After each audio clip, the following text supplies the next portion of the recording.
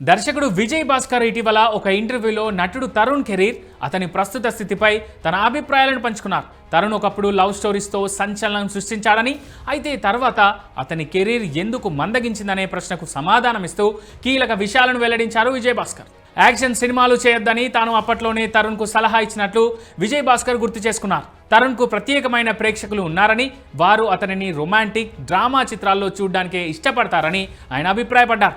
దీనికి ఉదాహరణగా అమితాబ్ బచ్చన్ వంటి పెద్ద హీరోల సినిమాలు విజయం సాధిస్తున్నప్పటికీ అమోల్ పాలేకర్ వంటి నటులు చోటీ సి బాత్, చిచ్చోర్ వంటి క్లాసిక్ చిత్రాలతో విశేష ఆదరణ పొందారని ఆయన వివరించారు. ప్రతి నటుడికి ఒక ప్రత్యేకమైన గుర్తింపు ఉంటుందని, ఇతరులను అనుకరించడం అనవసరమని ఆయన అన్నారు. తన వ్యక్తిగత అభిప్రాయం ప్రకారం తరుణ్ యాక్షన్ సినిమాల కోసం వేచి చూడడం సరైన నిర్ణయం కాదని భాస్కర్ చెప్పుకొచ్చారు. తరుణ్ తెలివైన నటుడని, మంచి స్క్రిప్ట్ కోసం ఎదురు చూస్తున్నాడని ఆయన విశ్వాసం వ్యక్తం చేశారు.